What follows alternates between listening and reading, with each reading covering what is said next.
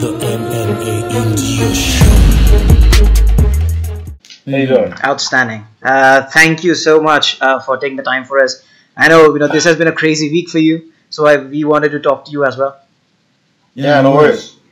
So the first thing, I saw your video on Shake Break, and you kind of gave an explanation as to why you were leaving PFL. Can you just elaborate on the circumstances?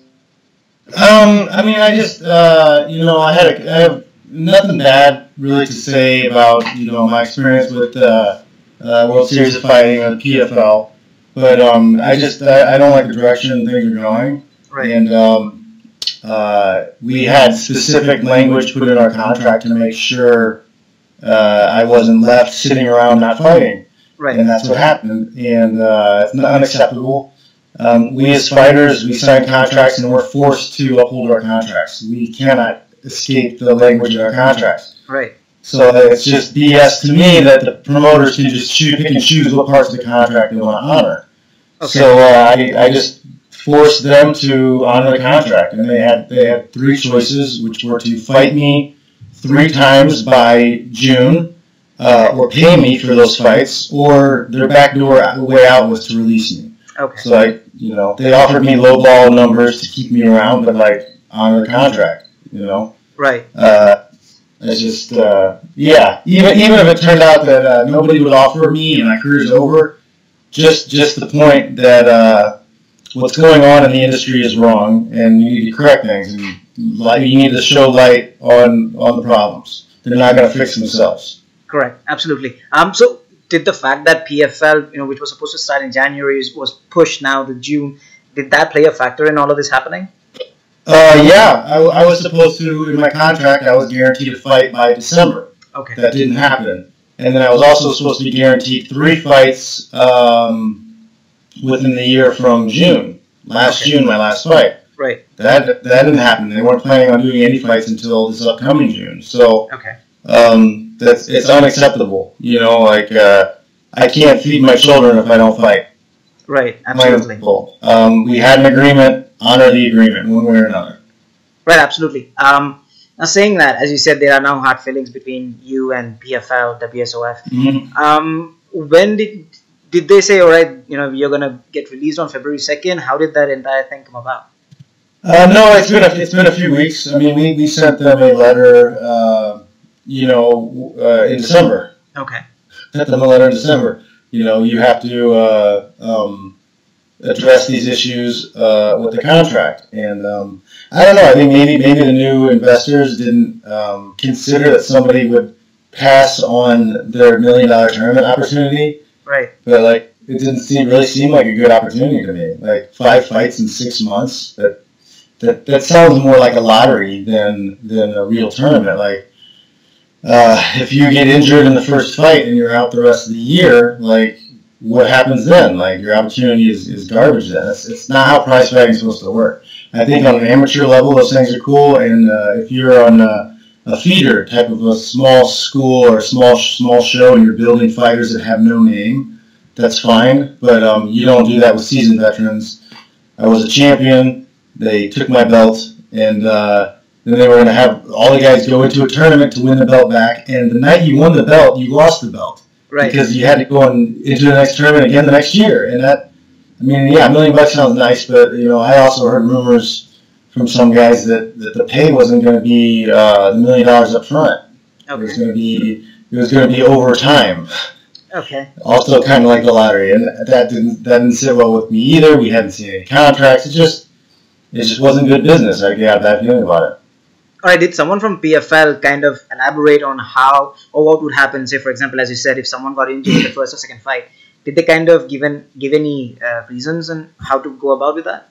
No, if you can't fight, if you say tear your ACL in the first fight, well then, you're out. Yeah. You're going to get your show money, and then you're out for a year, and no opportunities to fight again until the next tournament starts. Right. So they did not give you any explanations about what would happen otherwise? There wasn't much explanations about anything. We really didn't understand everything that was going on. It wasn't until December or after December, January that we got word of how everything was going to go. It was going to be 3 fights the regular season in a short period of time and a small break, and then 2 fights in one night for the championship. Right. And that's, I don't even know about that because it's not even 2 3-round fights. It was a 2-round fight and then a 3-round fight because legally you're not allowed to have more than 5 rounds in one night. Correct. So, like, I don't even like the idea of fighting a 2-round fight. Like, what happens if it's a draw? What happens if you have bad judges? Like, what if there's not a finish? Right. Like, it's just, I don't know. Prize fighting's been around for thousands of years. I don't think we need to mess with how prize fighting works. Correct. Absolutely. So just looking back at your tenure with WSOF, how do you kind of look at what has transpired over the past few years? I think everybody there was really working hard. Everybody was doing their best to try to put on a good show, but I just don't know if they're very good at promoting. Okay.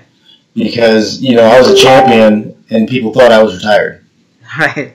Okay. So that's the promoter's job. That's in the name, promoter. Correct. Like, you're supposed to sell your guys. You're supposed to make sure people know about the events and they're there to watch. And right.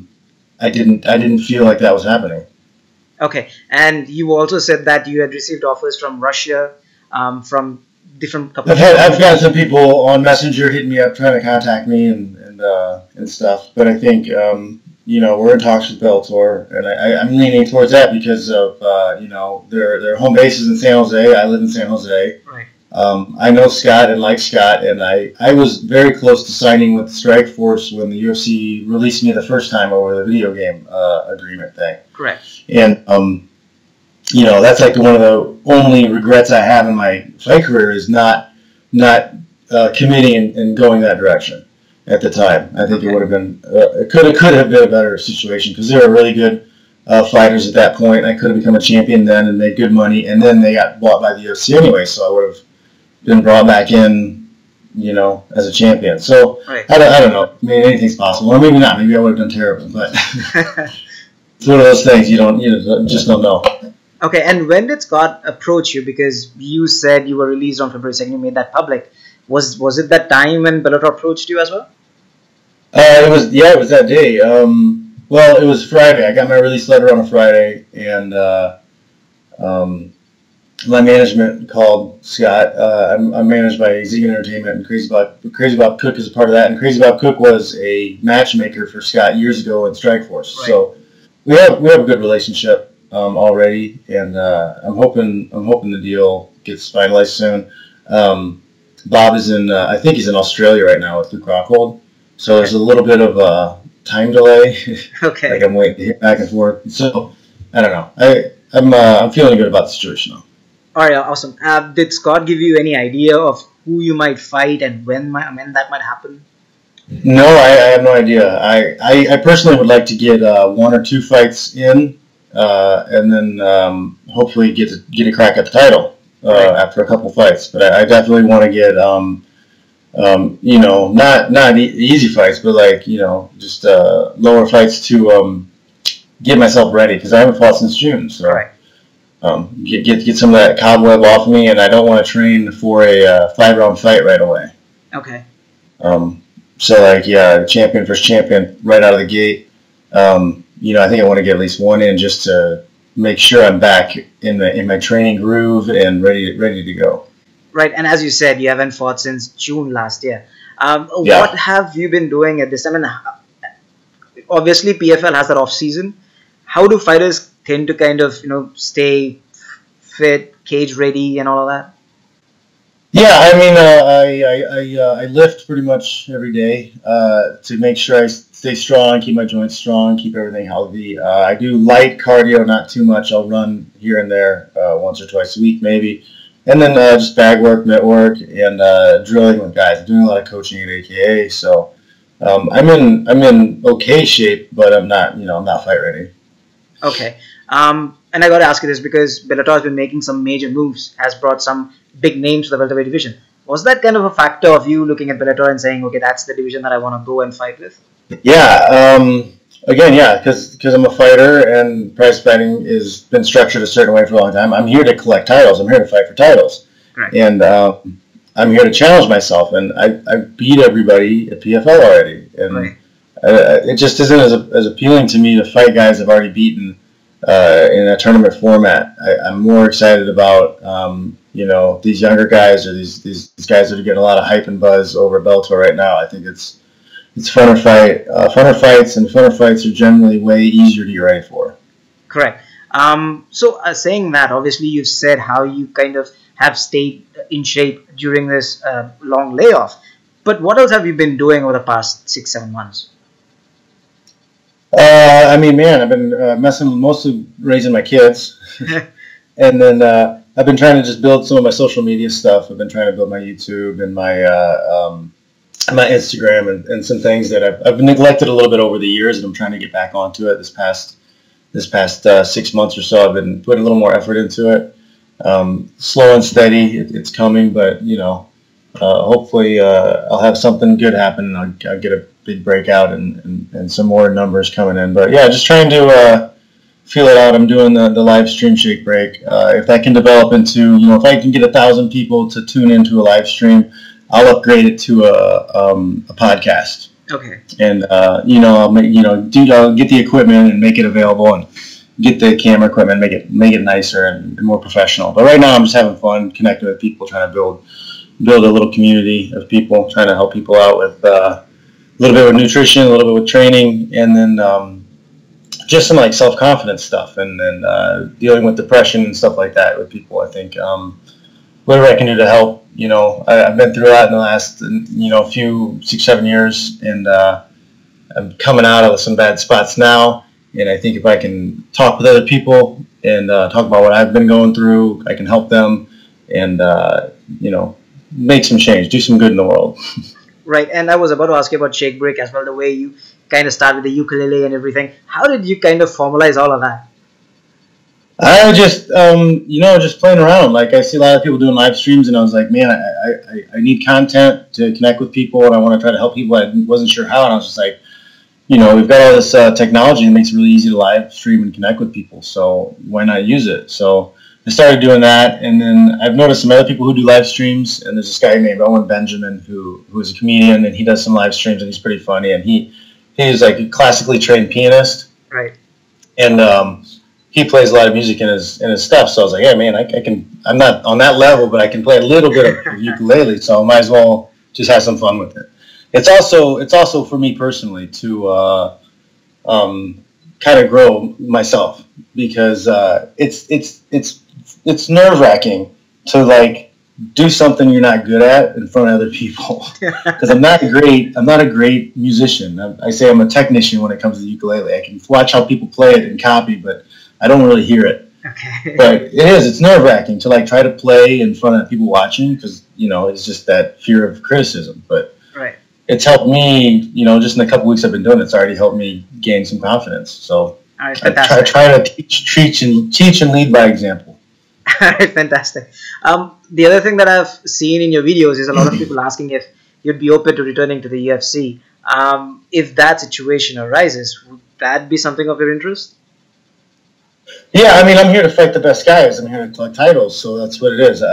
My opinion is that nobody who created the situation we're in today in MMA is still in the sport of MMA. Right. The Fertitas left. The WME inherited this mess, and all these other promoters are forced to operate in this mess, whether they even understand or see what's wrong or broken with it. Right.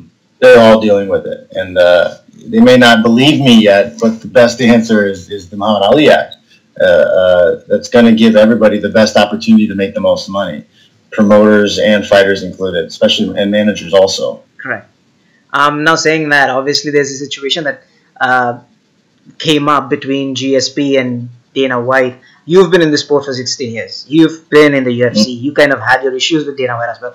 Do you think the promoters kind of go out of the way and kind of try to make themselves look good and not the fighters? Is that the situation in MMA? Well, it's the situation in MMA is it's not really a sport. The fights are real, but everything else is a production. It's a television show. Right. And there's no meritocracy for the fighters to build themselves through success, through winning, the way you're supposed to in a sport. Correct.